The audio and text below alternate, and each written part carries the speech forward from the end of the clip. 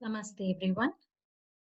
Hope all of you are doing good at home, staying healthy and safe, and at the same time completing all your classworks and the assignments given. Yes, hoping that you all are doing it. Let's begin with the new part in grammar or the new chapter in grammar called active and passive voice. I know all of you have studied this, have understood this, and have definitely solved lots of sentences related to this. But in today's class, in detail, we will brush up with the lessons or the aspects or the terms on which active changes to passive and how passive changes to active. That is the voice. Now, what is active voice? Active voice means that a sentence has a subject that acts upon its verb.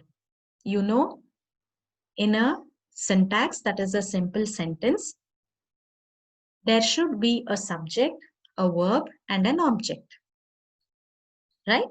So here, it is a sentence which has a subject that acts. The subject reacts or acts upon its verb.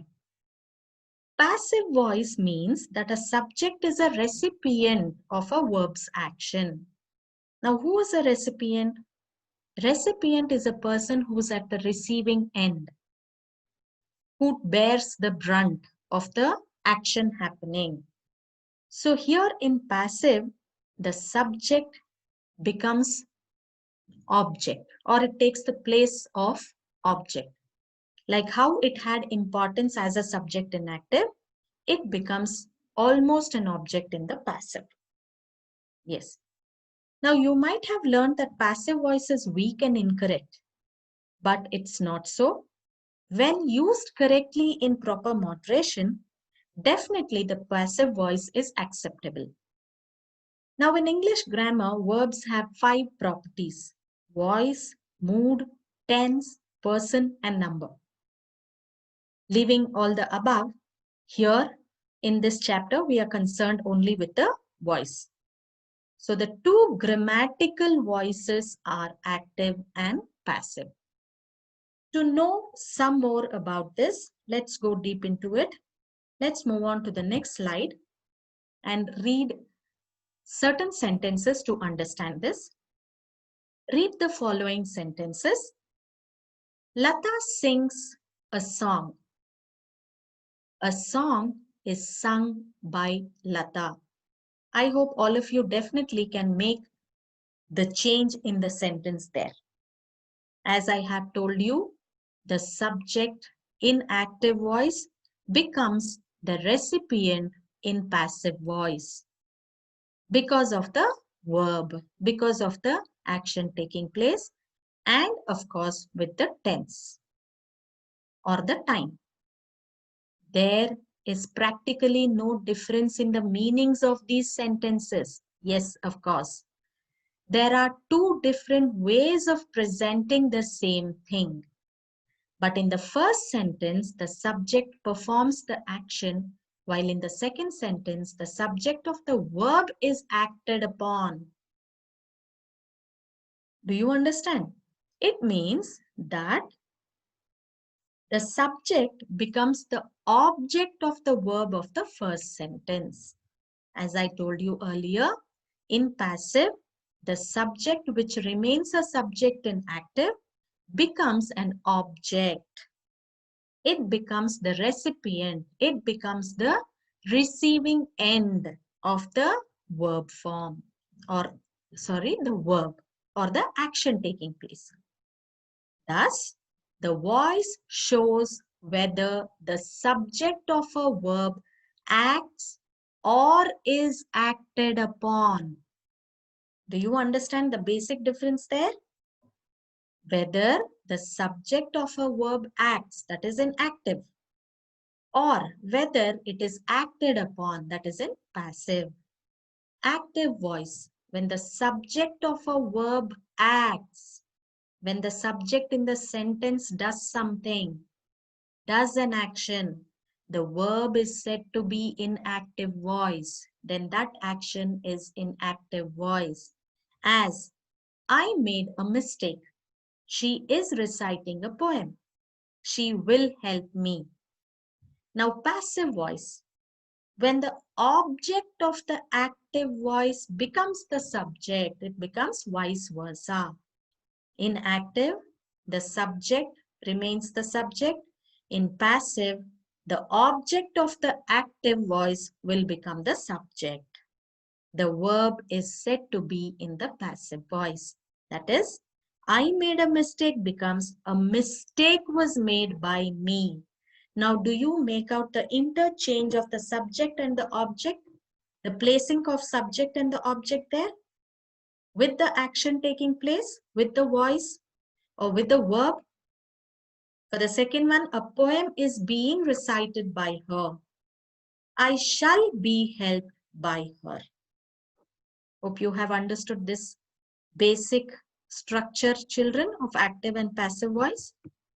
Moving on to the next one, the subject dominates in active voice, but the object dominates in passive voice. Obviously, I told you there it is the subject and here it is the object. There means active voice and here means passive voice. So note what is important there. It is only the form of the verb in a sentence which shows whether the subject is the receiver of, subject is the doer or the receiver of them.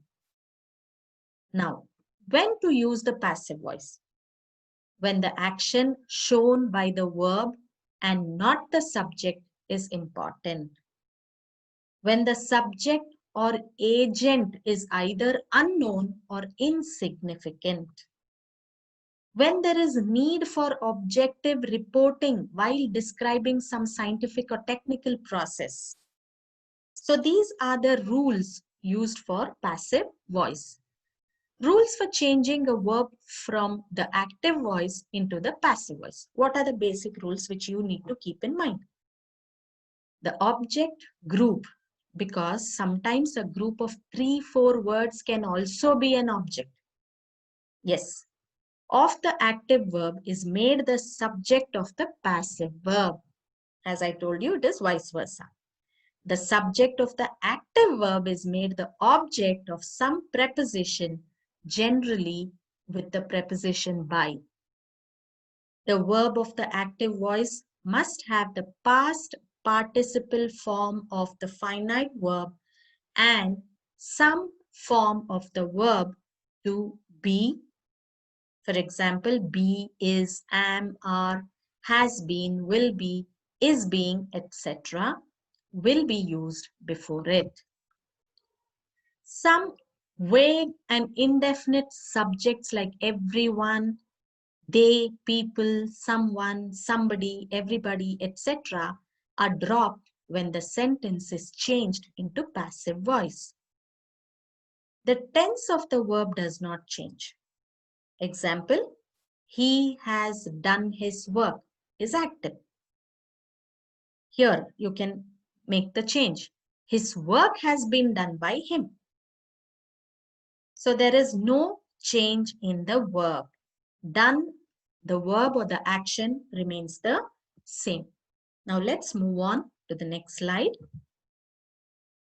Here you can see a table where the pronouns, when these act as subject, are changed as given below. When subject is I, it becomes me. We becomes us. You becomes you. There is no change. She becomes her. He becomes him. They become them. It becomes it only. There is no change. Who becomes whom. Now these are the pronouns which can be changed when these act as subject on themselves. The next table here gives the form of the verb see in passive voice in the various tenses. For example, in present, Under indefinite, it is seen, is, am, are, anything, plus verb in third form, from third person's perspective. In the continuous, it is, am, are plus being plus verb in third form. Being is added here. In perfect, then it is has, have, been plus verb in third form, has been seen. So the same way it is described. In the past, as you know, it is was, were plus verb in third form. And in continuous, it is was, were plus being. Being itself denotes continuation. Had plus been plus verb is third form. That is simple or perfect past.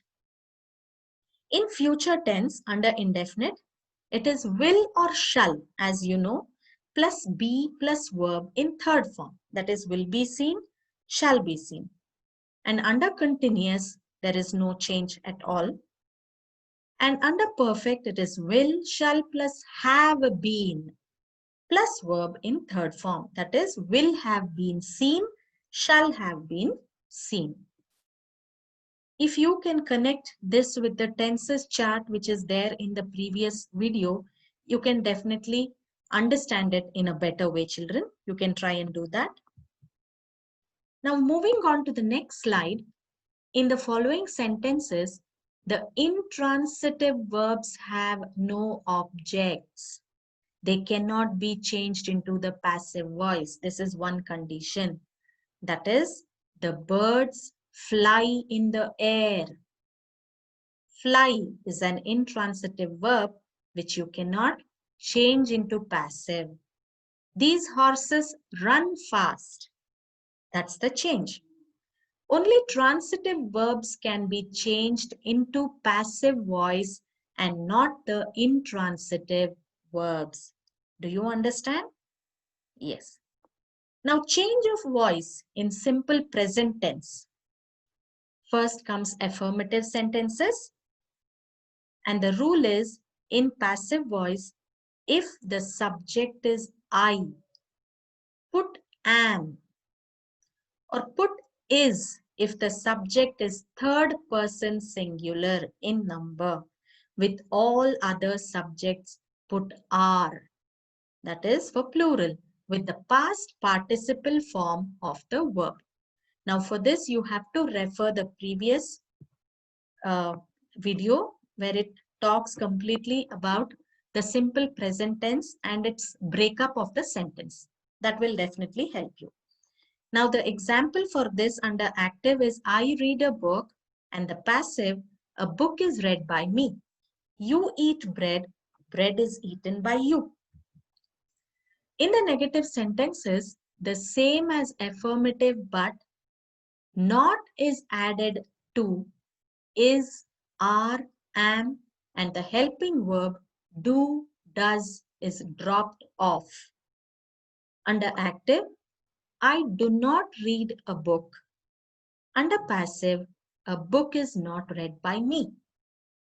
You do not eat bread. Bread is not eaten by you. For interrogative sentences, the rule is while changing these sentences into passive voice, put is, am, are before the subject and the past participle after it. The helping verb do or does are never used in passive voice. Remember, you can note down this and remember to use it also. So under active, do I read a book? Is a book read by me? Do you eat bread? Is bread eaten by you? In the next slide, interrogative negative sentences. How do you use it in a negative form? While changing these sentences into passive voice, put is, am, are as usual for singular purpose or the plural purpose before the subject and put not. Not is an indication for negative sentence. before the past participle. Example, do I not read a book? Is a book not read by me? Do you not eat the bread? Is the bread not eaten by you? Yes, I think with the examples, it is quite clear to you when or how to use the interrogative negative sentences in active and passive voice. Now, the next one is present continuous tense. Under present continuous, affirmative sentence will have is, are, am plus being are added to the past participle form of the verb. Under active, I am reading a book. Under passive, a book is being read by me. We saw there with all the prepositions, it is the being, the form of the verb being has to be added. Under active, he is eating bread. Bread is being eaten by him. Now for negative sentences, as usual, is, are, am plus not. When it is negative, it has to be not plus being plus third form of the verb, that is past participle. Under active, I am not reading a book. A book is not being read by me. He is not eating bread. Bread is not being eaten by him. Here, children, I have used the same sentence to change accordingly so that it is very useful for you to understand. It becomes very simple and understandable. So please concentrate with the changes happening in the sentences. Now under interrogative sentences, as usual, the rule is, are, am is placed before the subject and being plus past participle after the subject. Under active, am I reading a book? Under passive, is a book being read by me? Active, is he eating bread? And passive, is bread being eaten by him? Hope you have understood. Now under negative interrogative sentences, as you know, it has to be always not for negative. While changing these sentences into passive voice, put is, am, are before the subject and not plus being plus past participle after the subject. Have you noted down the slight change to be done there? It is being plus past participle plus after the subject. And under active, am I not reading a book? Under passive, is a book not being read by me? Is he not eating bread? Is the bread not being eaten by him? Children, there is S which is missing there under the passive sentence. It is the bread not being eaten by him? It is not I. Please make the changes. Now, under present perfect tense, for affirmative sentences, the rule is, while changing these sentences into passive voice, we put been between have, has, and the past participle. For example, under active, I have read a book. Under passive, a book has been read by me. Do you understand the slight change there? According to the tense, under active, you have eaten bread. Under passive, bread has been eaten by you. Hope you have understood this part. Let's move on to the next slide. Now, under negative sentences of the same, while changing into passive voice, has, have, plus not, plus been, plus past participle form of the verb is used. Under active, I have not read a book. Under passive, a book has not been read by me. Under active voice, you have not eaten bread. Now definitely you have to change it into not been past participle form of the verb, which becomes bread has been eaten by, has not been eaten by you. Children, not word is missing there. Kindly add it to the sentence. Bread has not been eaten by you. Now, under interrogative sentences, add has, have before the subject and been plus past participle after the subject. For example, under active, have I read a book? Has a book been read by me? Under active voice, have you eaten bread? And under passive, has the bread been eaten by you? Can you make out the simple change there? Now, if you remember all these rules, if you divide the sentence, the requirements of the sentence, definitely it will be very easy for you to turn the voices or change the voice and write. Let's move on to the next slide.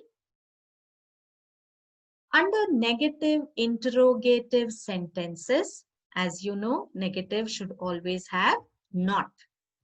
These sentences are turned into passive voice in the same way as the interrogative sentences above, but not is added before been. Under active, example, have I not read a book?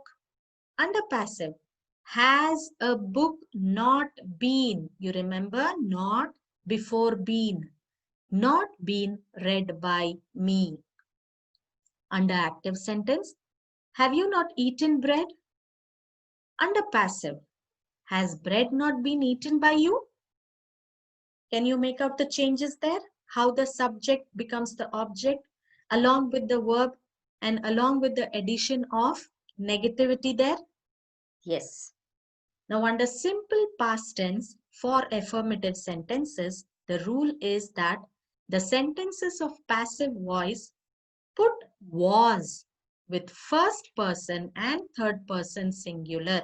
If it is singular, it is the pronouns used, that is I, she, it, he.